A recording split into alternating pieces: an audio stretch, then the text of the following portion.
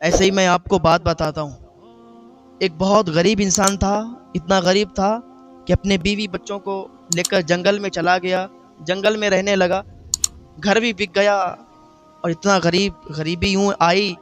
لیکن انسان کتنا بھی غریب ہو جائے، کتنے بھی تکلیفیں اس پر آ جائیں، لیکن کبھی بھی اللہ کو نہیں بھولنا چاہیے، اللہ کی رضا پر راضی رہنا چاہیے، اللہ کا شکر ادا کرتے رہنا چاہیے۔ اللہ کا شکر ادا کرنے سے نعمتیں بڑھتی ہیں، نعمتیں گھٹتی نہیں ہیں۔ آپ زیادہ سے زیادہ اللہ کا شکر ادا کرو۔ جنگل میں رہتا ہے، پتے کھاتا ہے، پورا پریوار، اس کے بیوی، اس کے بچے پتے کھا کر گزارا کرتے ہیں، لیکن اللہ کی رضا پر راضی ہیں، اللہ کا شکر ادا کرتے ہیں۔ مولا تو جس حال میں رکھ رہا ہے ہم راضی ہیں۔ ایک دن اس کی بیوی، جو کہ نیک بیوی تھی، کہنے لگی کہ میرے شوہر، ہم لوگ یہاں پتے کھاتے ہیں، گوشت تو بہت دن سے نہیں کھایا، سبزیاں بھی بہت دن سے نہیں کھائیں، پیسے ہی نہیں ہیں، کیا کھائیں گے؟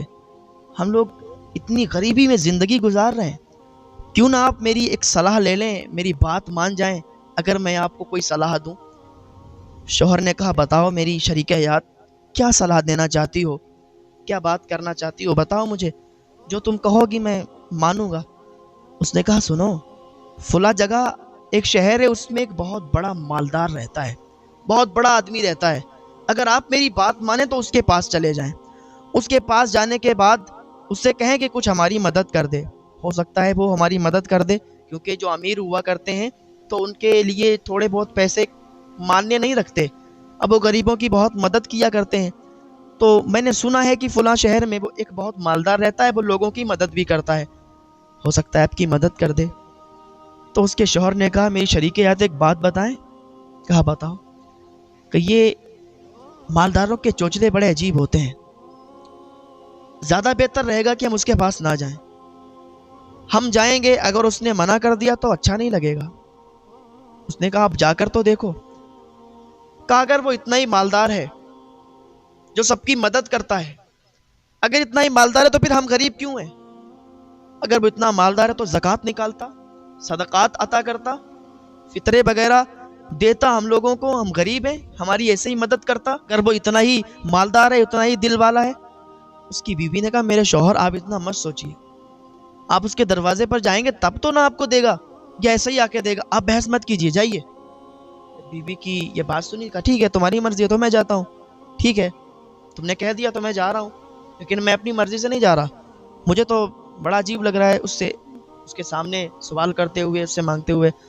نے کہا میرے شوہر، میرے سرتاج، آپ جائیے تو صحیح، اس سے مانگیے تو صحیح، وہ ہو سکتا ہے دے دے، اور ہم یہاں پتے کھا کر گزارا کرتے ہیں، اتنا تو ہو جائے گا کہ ہم ایک ٹائم گوشت سے روٹی کھا لیں گے، سالن سے روٹی کھا لیں گے، پتوں سے تو نہیں کھانا پڑے گا۔ ٹھیک ہے جا رہا ہوں، اس نے کہا۔ وہ شہر پہنچا، جانے کے بعد اسی مالدار انسان کے دروازے پر پہنچ گیا، دروازہ کھلا ہوا تھا اور مالدار انسان وہاں پر نہیں تھا، موجود نہیں تھا، کوئی نہیں تھا، بس دروازہ کھلا تھا اور 4-5 کتے وہاں پر بیٹھے ہوئے تھے اور کچھ کھا رہے تھے۔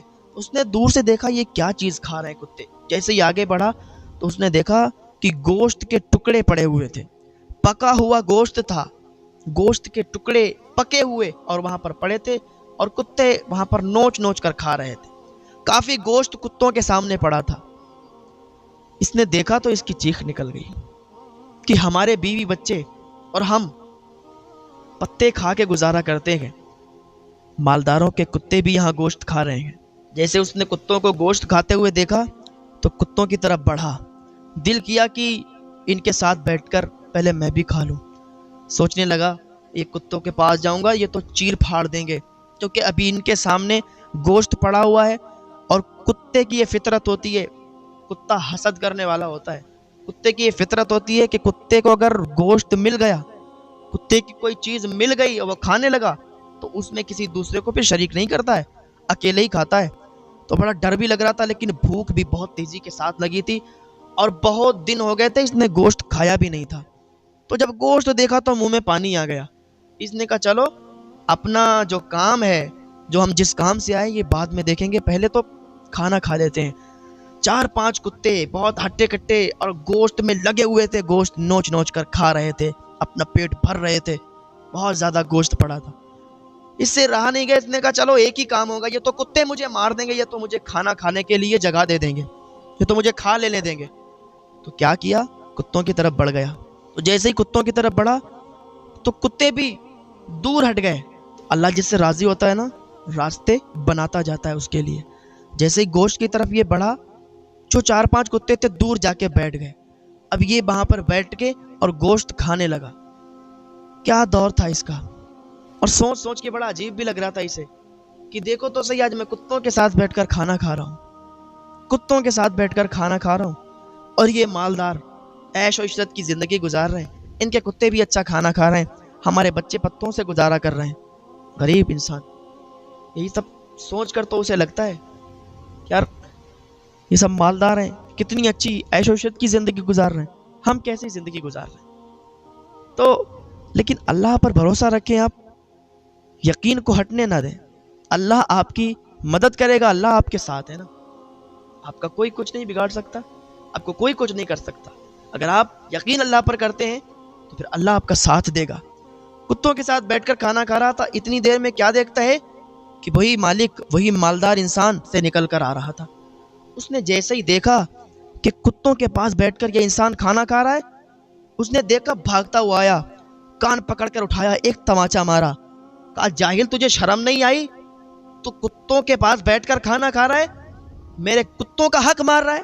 میں نے کتوں کے لیے کھانا ڈالا تھا، تو جیسے غریب کے لیے میں نے کھانا نہیں ڈالا تھا، میں نے کتے کے لیے کھانا ڈالا تھا۔ یہ کتوں کا کھانا ہے، یہ تیرا نہیں ہے، تو کتوں کا حق مار رہا ہے، تو نے کتوں کا حق مارا ہے۔ تیری ہمت کیسے ہوئی تو نے کتوں کا کھانا کھایا؟ تیری ہمت کیسے ہوئی تو نے کتوں کا حق مارا؟ چل اب تو قاضی کے پاس چل۔ قاضی کے پاس لے گیا، وہ ڈر گیا، اس کی سانسیں بند گئی کہ میں تو کتے کے ساتھ ہی بیٹھ کر کھانا کھا رہا تھا، اتنا بڑا میں نے کیا جرم کر دیا جو مجھے اس نے مارا بھی اور قاضی کے پاس لے جا رہا ہے؟ سانسیں تھم گئی، بیوی بچوں کی یاد آنے لگی کہ ہم تو اپنی فریاد لے کر اس کے پاس آئے تھے، یہ معاملہ الٹا کیسے ہو گیا؟ میں نے کوئی اتنا بڑا جرم نہیں کیا، غریب ہوں یار، میں نے کیا جرم کیا؟ صرف کتوں کے پاس بیٹھ کر کھانا کھا لیا اور اتنا بڑا جرم ہو گیا، اور سزا بھی ملے گی۔ قاضی کے پاس جا رہا تھا، کٹگرے میں کھڑا کر دیا گیا، اور قاضی بھی کوئی عام قاضی نہیں تھے، وہ اس دور کے اللہ کے نبی تھے۔ جیسے ہی کٹگرے میں کھڑا کیا اس کو، حضرت جبریل علیہ السلام آ گئے۔